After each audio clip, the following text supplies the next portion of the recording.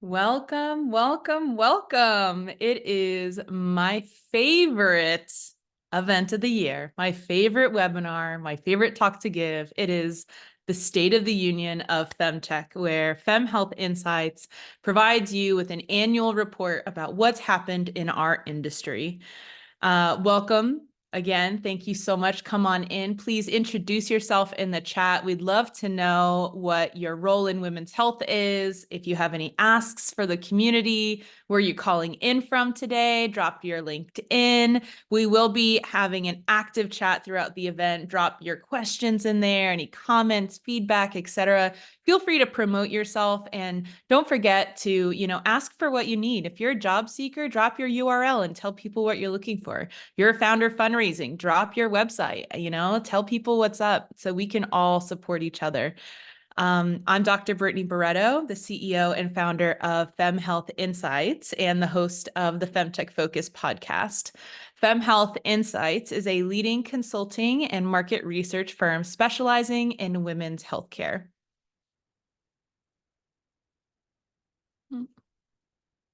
Sorry, there we go. There we go. FemHealth Insights offers a wide variety of services and offerings to the women's health industry. First, we service clients from pharma, retail, private equity, and government, and much more with women's health projects. We manage the largest database of FemTech startups. This includes global companies from ideation to publicly traded and a wide range of product types and health verticals. The data you'll be seeing today is from our own database. You can actually access this database through our website and through a monthly or annual subscription. We do have pricings for corporations and startups. We also offer a mentor network for just $30 a month. This allows founders, students, job seekers, and any FemTech enthusiasts to meet with over 40 experts in an unlimited amount of times, including myself. As I mentioned, I am also the host of the FemTech Focus podcast, which has been a megaphone for the industry with over 250 episodes. I cannot believe I've talked to that many people.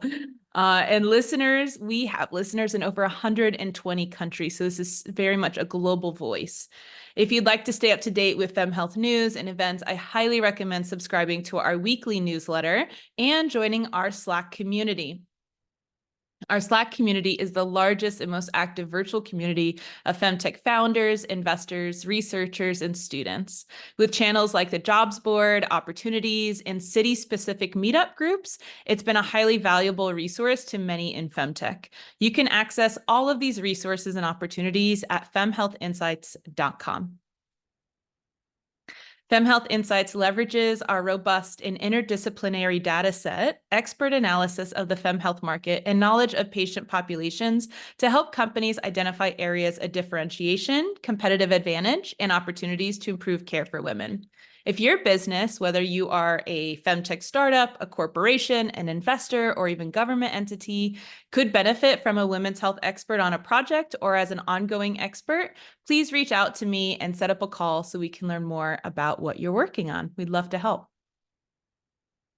Today, you are here to listen to the TLDR of the 2023 FemTech Landscape Report, which is our third annual report.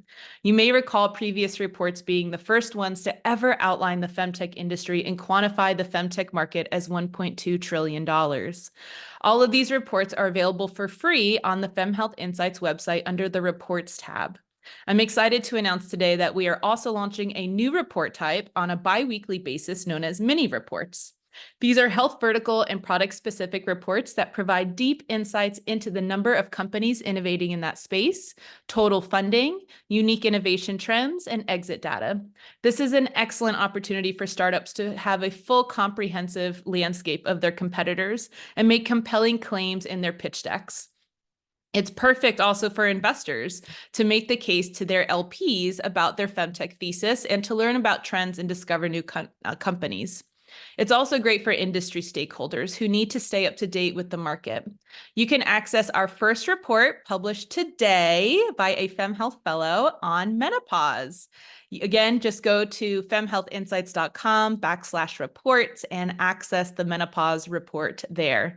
Subscribe to our newsletter so you know about our next reports coming out, which are focused on uterine health, digital health, and mental health. All right. Well, lastly, before we get into the report, I do want to acknowledge the stellar authors of this paper. This cohort of FemHealth Insight employees and fellows is just absolute rock stars, having crunched hundreds of rows of company data. Countless hours go in every week to maintaining and growing our database of FemTech companies, and the report would not be possible without them.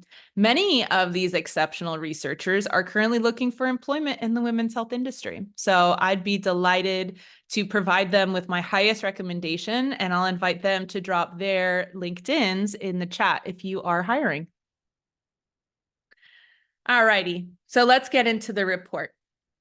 First, let's review some of the biggest cultural events in women's health that took place in 2023. First, we have the establishment of the White House Task Force on Women's Health, which symbolizes a watershed moment for women's health in the United States. This initiative represents an institutional acknowledgement of the gaps and challenges within the healthcare system that disproportionately affect women. The task force's commitment to addressing these disparities signals a broader cultural shift towards inclusivity and equity in healthcare, providing a fertile ground for FemTech innovations aimed at closing these gaps. The NIH and Gates Foundation partnered on an Innovation Equity Forum, bringing together hundreds of the world's top leaders in women's health to create a 50-page report with over 100 suggestions on how to best elevate female health globally, from medical education to financing. I see we have almost nearly 100 attendees right now. I'm sure at least one of you was on that committee. If someone wants to drop that final report in the chat, that would be great so everyone could see it. Spain passed a law giving menstruators the right to 3 days of menstrual leave per month, with the option of extending up to 5 days if they experience painful periods. The FDA has sanctioned several groundbreaking developments in the sphere of women's health. Among them, Zioza stands out as an inaugural non-hormonal treatment for menopausal symptoms, a milestone prominently showcased through advertising campaigns aired during the 2023 NFL season. For those not in the US, that's our football or handball, as you might want to consider it. But in the NFL Super Bowl this year, there was actually a commercial for menopause, and it's just so awesome to see it going mainstream. Furthermore, the green lighting a Thermo Fisher Scientific's pioneering blood test, which predicts the first time the risk of preeclampsia, heralds a new era of preventative care for women in the US, aligning them with the healthcare privileges already available to women in Europe. And of course, the approval of the first over-the-counter birth control that does not require a doctor's prescription in the United States. I actually just saw the O pill for the first time last week in Target, so very excited to see this. Moreover, last year, we had the 30-year anniversary of the Revitalization Act, which mandated that females be included in clinical trials. This was a huge opportunity for the industry to reaffirm its commitment to advancing women's health research. It highlighted the sustained commitment to deepening the understanding of women's health needs, laying a robust foundation for FemTech innovations grounded in rigorous scientific insights and empirical evidence. This commemoration reflected an ongoing journey towards gender equality in healthcare research and a resolve to develop solutions that represent and are responsive to women's unique health experiences. We also had tech giants like Amazon's CTO predicting that the rise of FemTech, signaling a huge, significant endorsement from the tech industry. This prediction validated the sector's potential and hinted at an increasing integration of FemTech solutions into mainstream technology. The involvement of tech giants can catalyze the growth of FemTech, enhancing its visibility, accessibility, and adoption across diverse markets. These major cultural events and developments lay the groundwork for a future where FemTech plays a central role in healthcare. As we navigate this evolving landscape, the alignment of technology, policy, and societal shifts promises to propel women's health into a new era of innovation. So what are some of the industry-specific trends that we noticed in 2023? Well, despite a challenging investment landscape, 2023 witnessed a noteworthy flow of funds into FemTech startups, highlighting the growing investor confidence in the sector's potential. While there's still a long way to go in closing the funding gap, especially for female-led startups, which we are predominantly, This year has brought new investors to the table, drawn by compelling returns on investment from femtech companies. So we have some notable investment rounds to highlight. The first being a $100 million round by fertility care provider Kindbody, $25 million by the virtual menopause clinic MIDI Health, and a $14 million vaginal round by the vaginal microbiome sequencing company Evie. These investments underscore the financial viability of femtech ventures and highlight the sector's appeal to a diverse array of stakeholders. A significant trend this year has been the increased involvement of corporations in supporting their employees' health, particularly concerning women's health. Recognizing the direct link between employee wellness and productivity, more companies have introduced or expanded benefits and programs focused on reproductive health, maternal care, and menopause support, making a progressive shift towards a more inclusive workplace. Companies recognizing the importance of a holistic employee health have begun to offer femtech solutions as part of their benefits package. AI and machine learning have taken center stage in femtech and across everything else, offering sophisticated tools for diagnostics, personalized medicine, and predictive analytics. From improving breast cancer detection rates to tailoring fertility treatments, AI's role in enhancing accuracy and outcomes in women's health has been unprecedented, showcasing the tech's potential for revolutionizing care delivery. 2023 has also been a year of empowering the patient with strong advocacy movements. Armed with better access to information and support networks, women are increasingly advocating for their health rights, challenging the status quo, and demanding more of their healthcare providers. Who knew that patients actually were going to be one of our best marketing tools, really, women standing up for themselves? Patient stories have been revealed in expert journalism, such as the podcast series by the New York Times, The Retrievals, exposing the scandal at Yale Fertility Clinic that led women to undergo egg retrieval procedures without pain medication. This shift towards patient-centered care is driving demand for more transparent, responsive, and personalized healthcare solutions, things that I know everyone here is working on. The rise in collaborative efforts and partnerships between startups, healthcare providers, and tech giants has been instrumental in accelerating innovation and scaling solutions. These collaborations have enhanced the development and deployment of femtech solutions and emphasize the sector's importance as a part of the broader healthcare ecosystem. A prime example is a collaboration between Natural Cycles and Samsung to integrate menstrual health tracking into the Galaxy Watch 5 series. These collaborations validate the importance of femtech innovations and facilitate their accessibility and adoption on a global scale. One of the most notable indicators of femtech is its mainstream breakthrough. It's been heightened through visibility across prominent media platforms. Major publications like New York Times, Forbes, Guardian have featured in-depth articles and editorials on femtech innovations, spotlighting startups like Elvie, known for its smart breast pump and pelvic floor trainers, and Clue, a period tracking and ovulation app. This media attention has played a crucial role in educating the public, which is then attracting investor interest and breaking down taboos around women's health.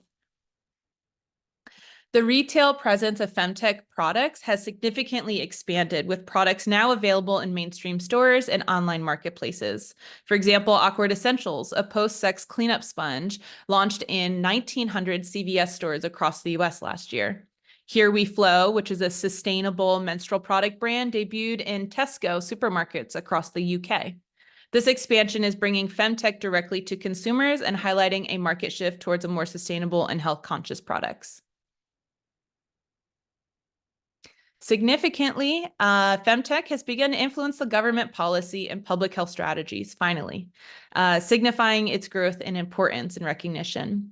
In 2023, government bodies in countries like the UK and Canada initiated discussions on incorporating femtech solutions into the national health services, particularly focused on areas like maternal health and menstrual equity.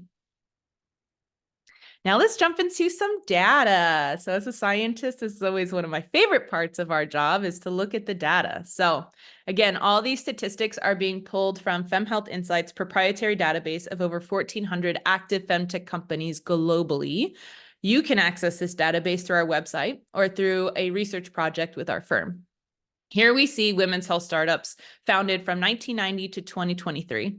It reveals a significant number of FemTech companies, half of which were established in the last 5 years, demonstrating a surge in the sector since 2019. The notable drop that you might see here, do not fret. This is just an indication of our methodology. So we do not put companies into our database until they have an active website. And a lot of times companies will technically be founded in 2022 and 2023 without having a website, and then we catch them 2 years after. And so we always kind of see this 2-year drop off, but fear not, we anticipate that the companies from 2022 and 2023 will exceed 2021. An impressive 85% of these startups boast at least one female founder, a proportion that is higher than any other tech industry. This, amongst other factors, is contributing to the rapid growth of FemTech companies. Other factors for the growth of FemTech include the growing number of women in finance who are investing in early-stage FemTech, an increase in female entrepreneurship alongside enhanced support for female founders, and a rise in the number of women in STEM who are focused on researching specifically women's health issues. Moreover, women in corporate leadership are driving initiative for products and services that cater to the female consumer. Lastly, younger generations are increasingly prioritizing sex and gender as important topics and destigmatizing female bodies. By the way, don't forget, if you haven't yet, I love how active the chat is. So we will have Lauren and others addressing them, but please make sure you also ask questions. I would be happy to answer them at the end. All right. So this bar graph depicts the geographical distribution of FemTech companies across various countries. FemTech companies are in 60 countries worldwide with significant concentrations in specific locations. The US leads with a wide margin of 716 startups, indicating a trend that is actually common across all tech sectors where US is ahead. So this is not FemTech specific. London is recognized as having the highest number of FemTech startups of any city globally. Go London! Who here's from London? Woo! Emphasizing its role as a hub for innovation. Following the US and the UK, countries including France, Canada, Israel are also showing substantial numbers of FemTech companies. In 2019, Singapore has been among the countries experiencing the most rapid growth in this sector. Switzerland and the UAE share second place in terms of growth for FemTech. Canada and Germany follow, while Sweden and Spain tie for the 5th. The presence of regional community organizations appear to play a critical role in fostering which companies are seeing the most FemTech companies. So with that, let's talk about FemHealth organizations. I know many of the leaders of these organizations are here. So if you are, I see people asking about a passcode. I think it's landscape. I think the passcode is landscape if there is one. So just throwing that out there. Here are FemHealth organizations. I know many of the leaders of these organizations are here today. I invite you to promote yourselves right now. Drop your URLs, your websites, your newsletter link, and any upcoming applications or events you have coming up. So in the US, initiatives like FemTech Focus, FemHealth Insights, Fem Innovation, and FemAvate by Gadia provide vital support. And now that I said Gadia, I just need to pause for a second. The slide that I had with all of our authors, I also forgot to give a huge shout out to Gadia. They are an incredible design firm that specializes in healthcare, and they have been our designer for years now. I highly recommend them. They're the ones who designed our report and our platform. So let me just pause there for a second, give another shout out to them. Their program, FemAvate, is an amazing program for FemTech companies to get UI, UX research and design done. So shout out to them. Amazing organization. All right. So, but as we were talking about in terms of the countries that are seeing the most number of FemTech startups, we see a correlation between those countries also having FemTech organizations there. So, you know, we see a lot of companies in Israel. Well, we have several Israeli organizations like FemTech Israel and NogaFem and Impact 51. We see a lot of companies in London where we also have FemTech Labs and Women of Wearables. We see companies in France. Well, there's FemTech France. We see companies in Canada. Well, there's FemTech Canada, so on and so forth. And so we're really seeing this interesting correlation between the organizations and the startups. Now, an interesting question that we don't know how to, I don't know personally, if anyone else does, I'm open to it, but how to figure out, was it the organization first that preceded the startups, or was it the startups versus the organization? I actually just realized that I would know how to do that. We just need to look up the founded year of the organization and then the founded years of the companies in that country, and then we can figure it out. That might be a really fun project for us to work on at FemTech Across Borders, FAB, which is an alliance of the leaders of these organizations, and we meet monthly, which is just really incredible. So all 24 of these FemTech organizations operate in the top 14 countries for FemTech startups. So really interesting stuff. So if you're, make sure you check out if there's an organization near you. Could be. Now, let's see exactly what these 1,400 or so FemTech companies are creating. Here is a distribution of the companies by product type. Consumer packaged goods, or CPG, lead the distribution. This category includes items such as clothing, menstrual products, supplements, and lubricants. Notably, 32% of CPG companies focus on menstrual products. Interestingly, there's been a decline, actually, in CPG growth in the last 5 years, which may suggest either market saturation, especially in products like tampons or sex tech, or it could be a shift away from CPG, which could be due to stronger FemTech community and awareness of what we're already working on. Those of us who have been here for a few years in the industry, we know that, at one point we were like, please, nobody else make another organic cotton tampon company. We have enough. And my hypothesis back in 2019 was we keep seeing people replicate the same products because we don't have awareness within our industry. We lack reporting and analytics and insight into who's doing what. And so now that we have all these amazing organizations, we have events like this, we are actually able to showcase what's already being worked on. And I think that might be actually leading to the decline in the number of new CPG companies being formed, because people are realizing, oh, well, I had this idea, but it's actually 5 companies already working on it.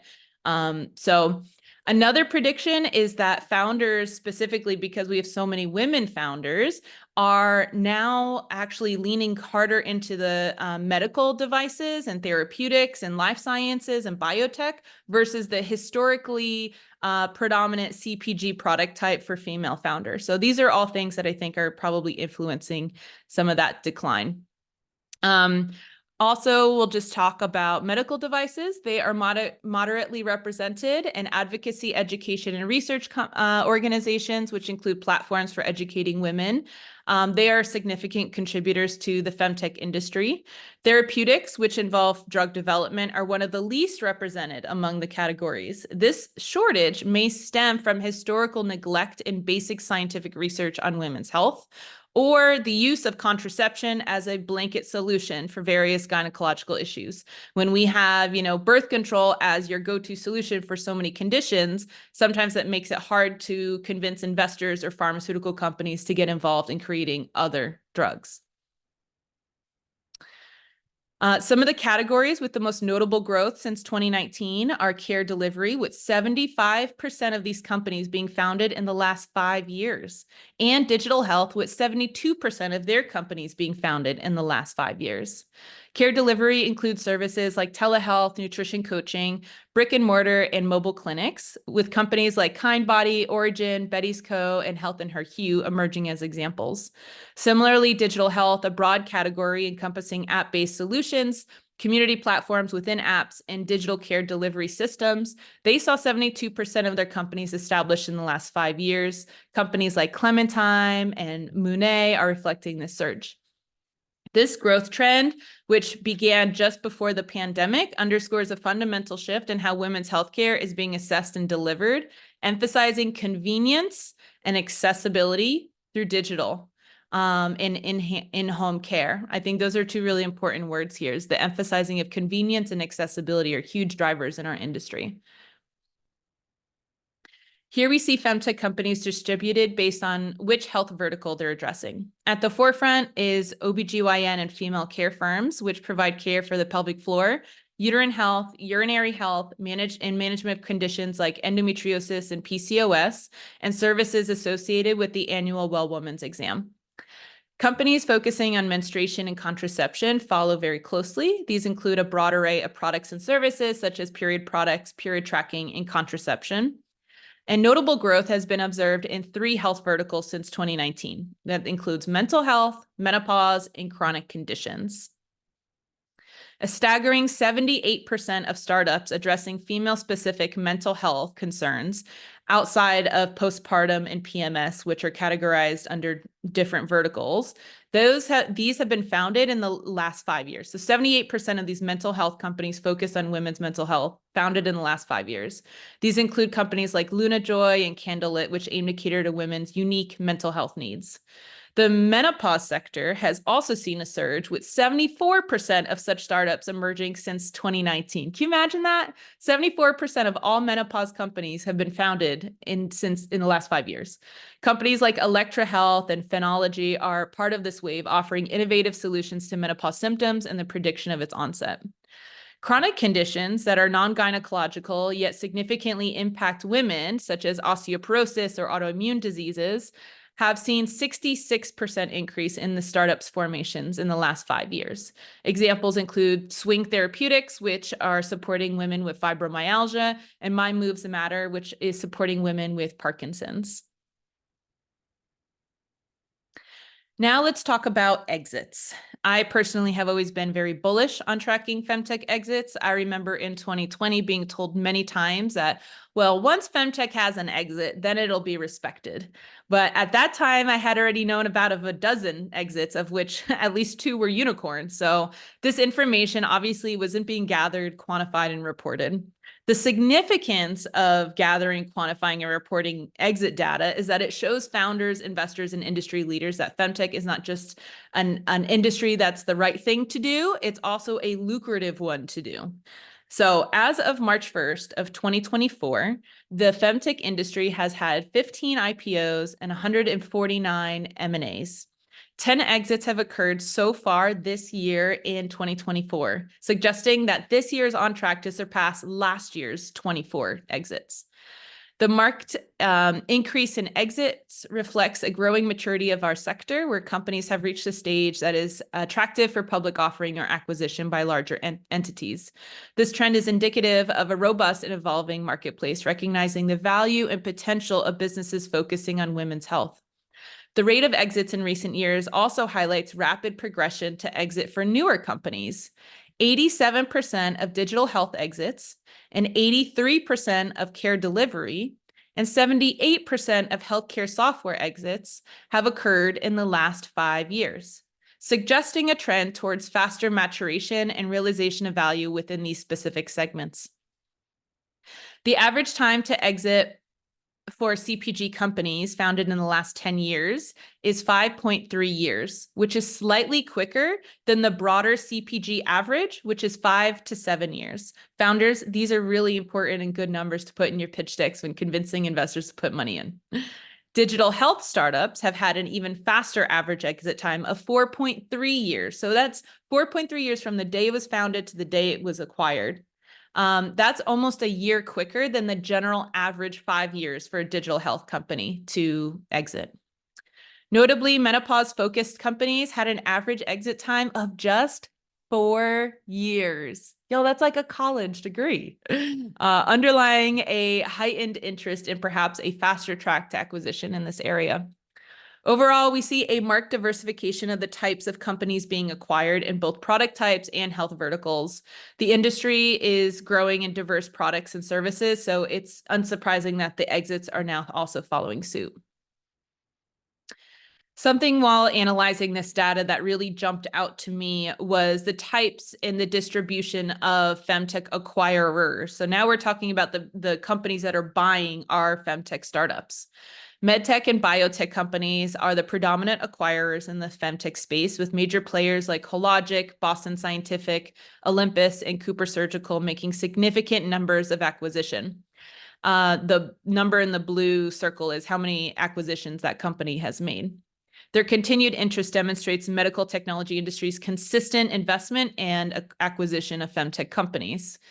But we also see a rising trend of acquisitions by other femtech companies. So essentially, femtech companies are buying femtech companies. This reflects an anticipated trend where femtech startups initially focused on single solutions can now expand their offerings by acquiring other early-stage femtech companies focused on other point solutions. Not only does this strategy allow for scaling, but it also may explain the earlier exits observed in the femtech compared to general tech startups, as companies are slightly later funding rounds are becoming the potential acquirers of companies that are 1 or 2 rounds earlier. We expect to see this trend continue as femtech companies look to scale and expand their offerings. The diversification of acquirers over the last decade is striking, with data showing an increase in acquisitions by healthcare systems, health tech companies, and retailers and CPG brands. This diversification is expected to continue as more industries recognize the need to tap into their female consumer. Let's dive a little bit deeper into the 24 exits that happened last year. Excuse me.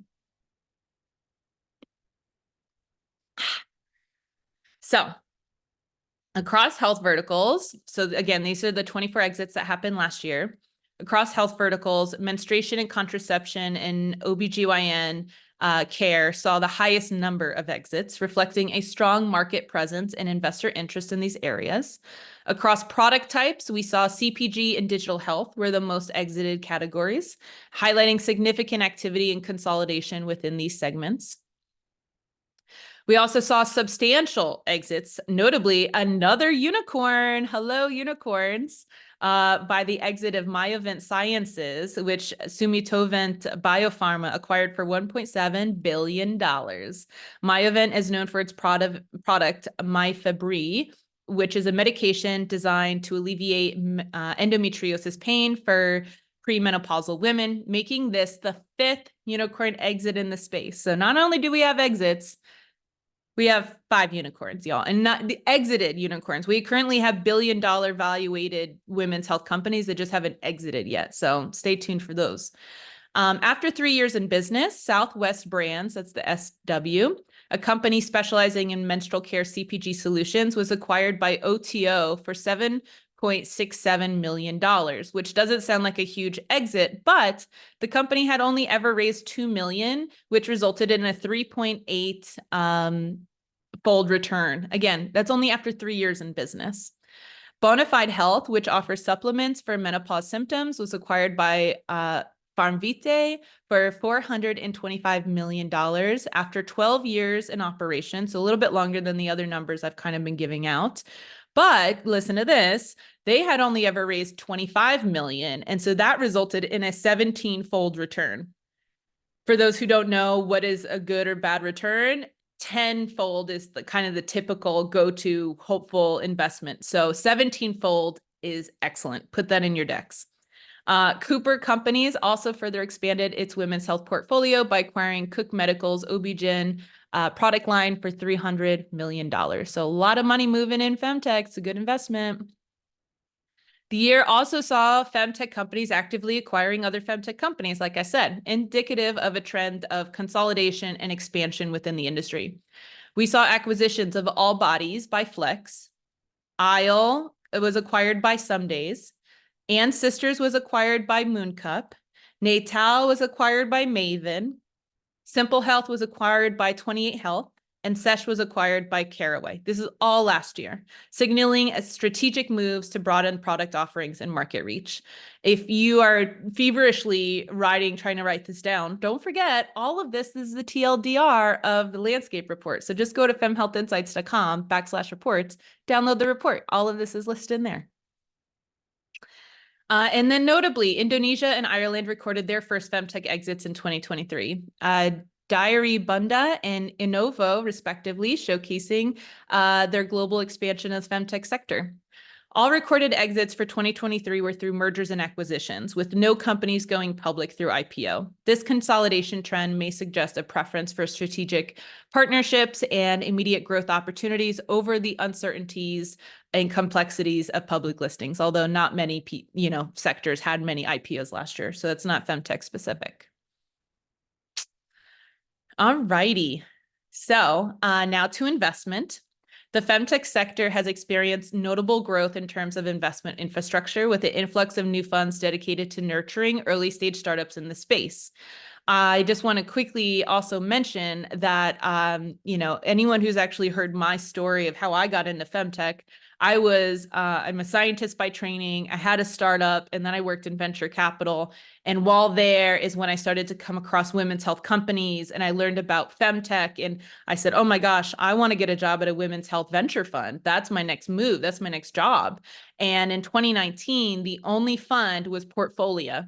And Portfolio has a $10 million femtech fund. They were the ones who created the first ever femtech fund. And that's wild, y'all. $10 million is the minimum amount you need to start a venture fund.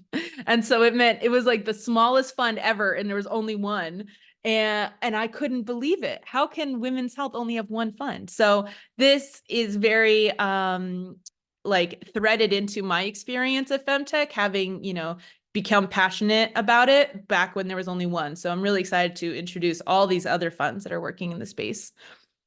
The latest additions to the investment community include Shakti Ventures in the United States, Kidron Capital in Israel, and Emporium out of Mexico, and Next Blue out of Japan. These funds are injecting vital seed capital, which is crucial for the nascent stages of startup development. However, for long-term viability and success of these startups and subsequent funding rounds, there needs to be more established non-femtech funds that are participating in later rounds for our companies. A notable aspect, by the way, of these emerging femtech funders is their female leadership. So anyone who knows anything about in the investment community is that women are typically not the partners of venture funds. And yet all of these funds have been founded and are led by females. And so just once again, really speaks to our industry that we're predominantly women-led. But also, if you've ever heard my podcast, I end every episode with saying women's health is everyone's health. And so although we're led by women predominantly, this is an industry that needs everyone on board, because advancing women's health will advance everyone's health. So lastly, whoops, please just ignore that. I did not go back and delete it. That's okay. So you're going to get a preview of all the other icons that are about to show up. So lastly, let's discuss my predictions for 2024 for the women's health industry. First, we anticipate seeing a greater emphasis on personalized health solutions. As we delve deeper into the realm of genomics and biotechnology, femtech will likely spearhead a new era of personalization for healthcare, tailored to the unique biology and physiology of women. Startups like Addon and Ashmi Health are pioneering approaches for contraception selection and customized nutrition plans for chronic hormone conditions, respectively. These are just the tip of the iceberg. The upcoming year, we're expected to see a lot more sophisticated platforms leveraging AI, offering bespoke healthcare insights, treatments, and wellness plans, ensuring that each woman's health journey is as unique as her DNA. The expansion of femtech into previously untapped health domains constitutes another significant trend to anticipate. Beyond the well-trodden paths of menstrual health and fertility, the coming year will see femtech ventures exploring lesser addressed areas such as fecal incontinence. How many times have you heard a pelvic floor health panel and they still didn't mention that women poop?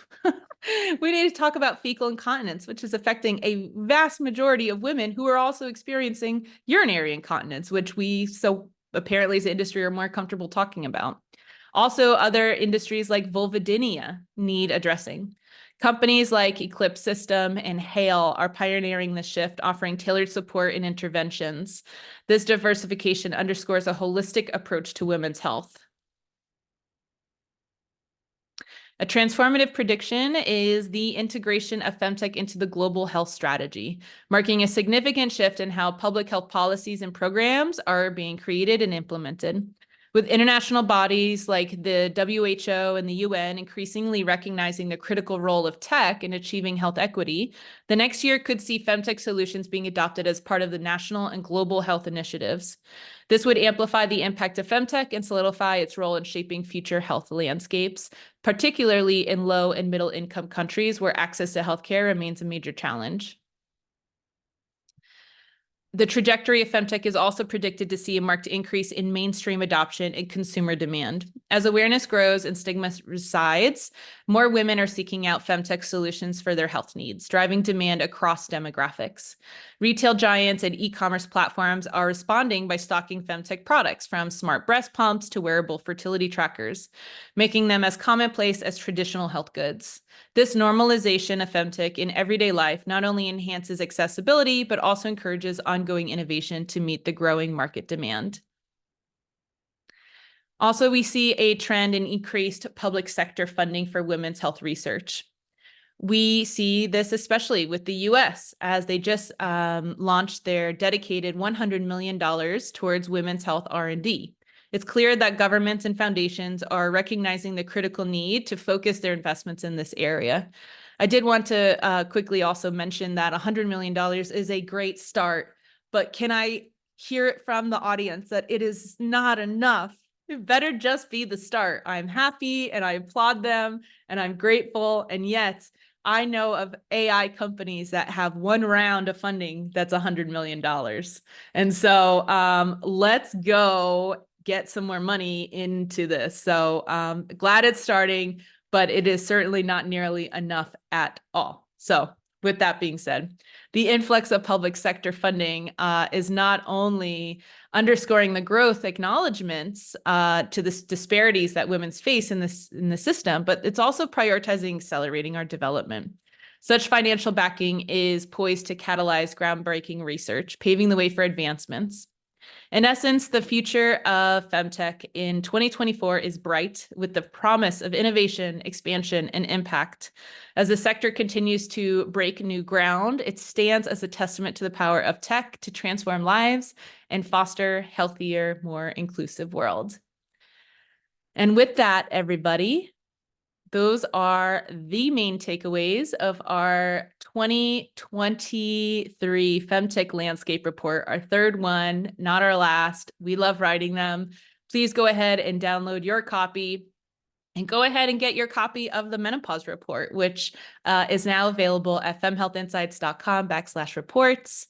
And again, please, if you came in a little bit late and you missed what our resources are, please go to femhealthinsights.com. We are offering consulting and research services. We have a database that you can access, a mentor network, weekly newsletter, and a Slack community. All of these are really amazing resources, regardless of what stakeholder position you play in this industry. We, at the end of the day, are a business, right? But also, we're on a mission to elevate women's health innovation. So whatever we can do to support every stakeholder, from student to founder to private equity to the president, tell us what you need.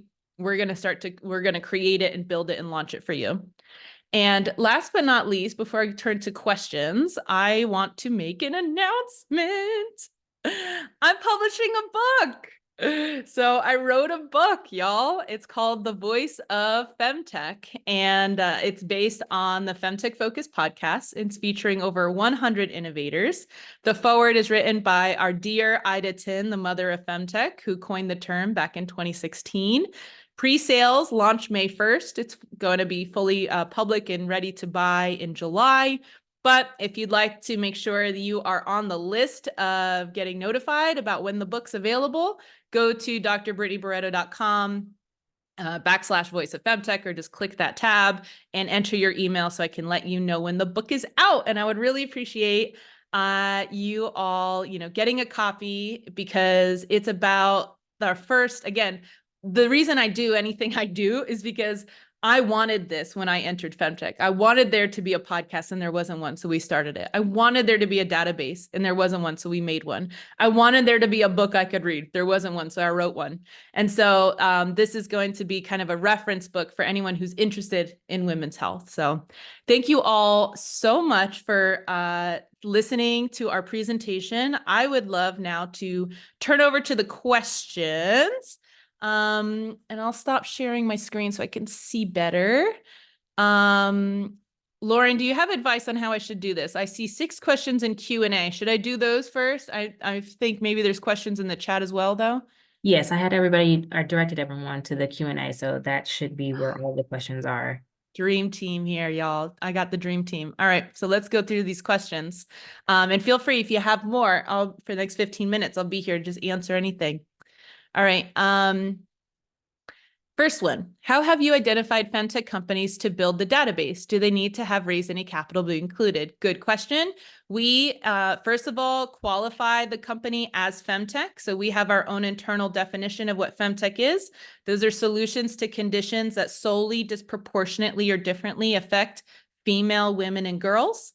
And so all of that is essentially to say, from menstruation to autoimmune to migraines to women's heart health.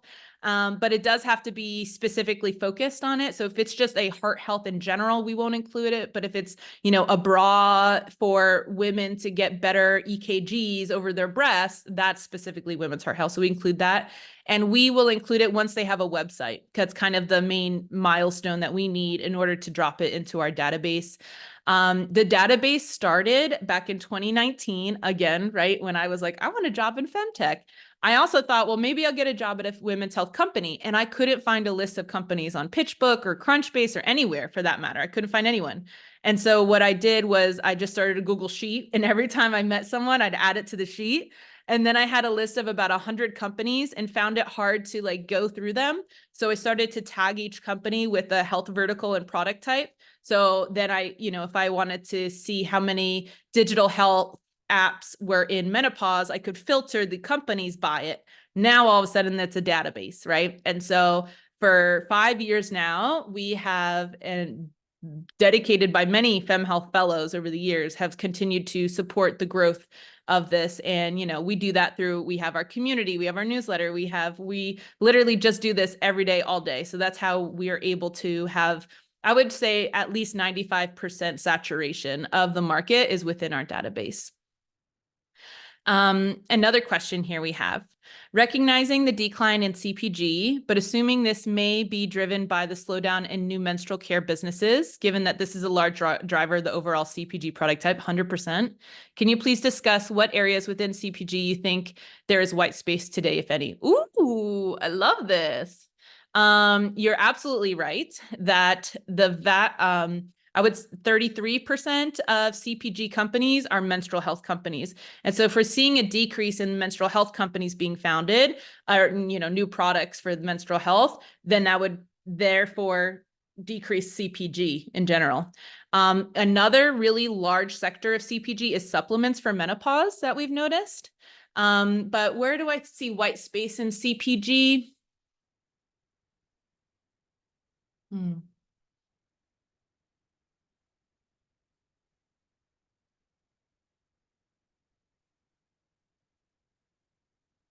I think there's going to be a lot of interesting trends coming out in terms of apparel. So apparel for women in menopause experiencing hot flashes at their job, apparel for breastfeeding mothers to feel comfortable, apparel that may decrease menstrual cramps and pain, apparel that can absorb fecal or urinary incontinence, if not even support the pelvic floor potentially.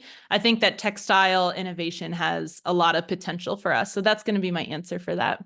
Speaking of textile innovations, have y'all seen the Nike track outfits?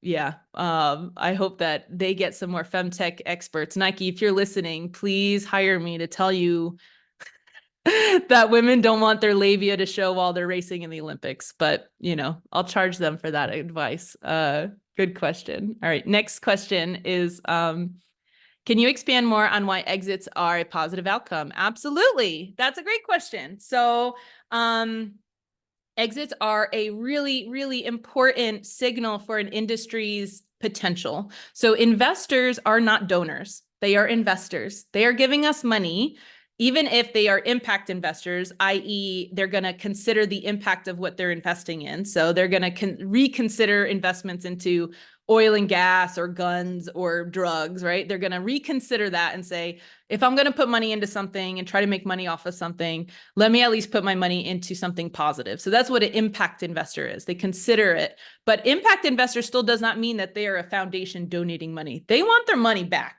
right? And not only do they want their money back, they want tenfold their money back. And they want that money back within the next 10 years, give or take.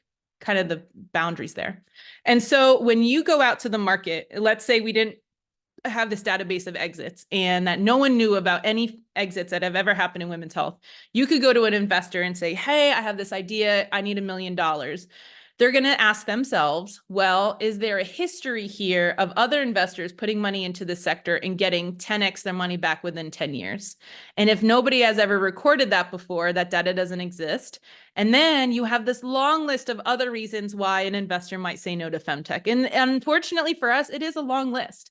Whether it be biases towards female founders or female specific products, because the people analyzing it are generally not vulva owners who don't understand the problem or the solution. But also, honestly, on the business case, FemTech isn't necessarily always the best business. We don't have billing codes that are plentiful for reimbursement from insurance. We don't have high gynecology adoption because these are some of the most stressed, overworked, underpaid, most sued doctors out there. And so you're asking them to change the way they do things. That's very high risk. And so there's just a bunch of, censorship. Meta and Facebook are blocking all our advertisements on breast health because it's considered pornography. So there's a lot of other business reasons why an investor may not think FemTech is the right decision. But if we're able to show them FemTech companies exit faster and give investors more money than the average digital health company or the average CPG company or the average medical device company, an investor could say, well, then I don't care if I don't understand endometriosis. I want my money, and I want my money tenfold in 10 years. And so this is a good investment. So that's like kind of one case study or narrative around why it's important to be tracking exits. Another question, how can we better break down silos across health verticals and move more into a holistic preventative approach for better supporting women throughout their life cycle, increasing general investor awareness and appetite? Totally. So I think one of the issues we see in FemTech in terms of why founders are so focused. So like, let's say we have a menopause company focused on hot flashes. That is one of 34 symptoms of menopause, right? It's a big one and it's very inconvenient, and women are willing to pay for a solution for that one symptom. But you're absolutely right. That is not a holistic solution if you're only targeting one symptom of her menopause. And yet we lack so much basic research as to why that hot flash happens. Who is going to get the hot flash? Why? When does it happen? How long will it last? What are the best solutions for it, right? There are actually so many factors we still need to even research. So first of all, like taking on hot flashes plus fertility plus contraception all at the same time, you need a whole university with 100 scientists working on trying to figure out the problem so we can figure out a solution to them. And so a lot of times we're seeing point solutions simply because every vertical in women's health requires so much deep down R&D before it can even come up to making a product. The next thing is that we're super underfunded. So I just mentioned we need a whole university and 100 scientists. People aren't giving, billion-dollar rounds to FemTech companies to build out these types of research facilities and R&D facilities. So we're getting $1 million at a time. And so for $1 million, you could barely make one app with $1 million, let alone a medical device or a whole life cycle holistic. So I really see the holistic treatment's going to be coming from a company that is successful and grows, and then they acquire other point solutions and grows out horizontally that way versus one company creating everything. Next question. These are such good questions, by the way. These are great. I'd love to know what your point of view is on key success factors for FemTech startups. In your experience, what is the most successful FemTech companies have in common? Is there a difference of other health tech? Okay, great question. This is a whole seminar, but I'll say the best FemTech companies, I call it the FemTech trifecta. They have a great product or service, but they also have a community and they have education, because women, for example, menopause, I'm talking about menopause a lot, but menopause, women on average have symptoms for 3 years before they realize those are menopause symptoms. And so if you're not educating women on what is menopause, they're not even going to think they can be your consumer yet. And so there needs to be a lot of education about what is happening to these women's bodies and then convincing them to buy their product or service. And then the community part, women feel very isolated. Luckily, this is changing. Things are becoming more mainstream and destigmatized, but oftentimes women feel like they have been the only one their whole life that have ever experienced this. And so those community groups are really amazing. Moreover, we find that women's referrals for products are one of the best-selling techniques of FemTech. So if you have a community with a lot of other women raving about how they got pregnant and after 3 months of using KEG, a lot of other women in that community to get support are going to convert into buyers. So that's kind of my quick answer in my last 3 minutes here for that. Next question. Do you have any data on FemTech companies and the market research they have executed or plan to execute? I am not sure exactly that question. I am going to recommend you join our virtual community and meet people in there and ask them there. Next question. Hi, do you have insights into B2C sales? Yep. So we do track internally in our database business models, whether it's B2B, B2G, B2B2C, B2C. So yep, we do have data and insights on that. Brittany, in your opinion, what is the best way to use our individual skills or talents to help others in the space? What's your best advice for entrepreneurs who have a proof of concept? Oh my goodness. Yes. I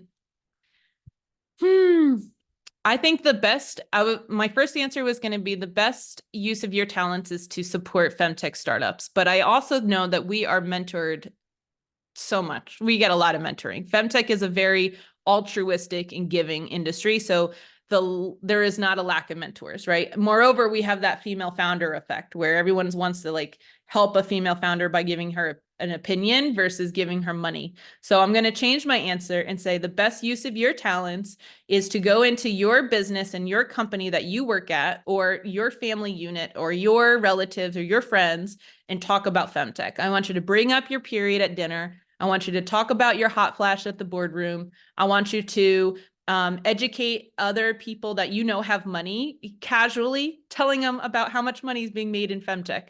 The more that we make this mainstream, especially you guys, because women, we could sit there and talk about our periods, but if you are a male on this call, I really encourage you to talk to your other guy friends over beer or whatever about pelvic floor health.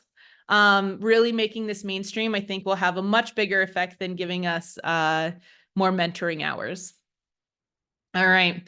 We are in our like last minute here, and there's still a few other questions. How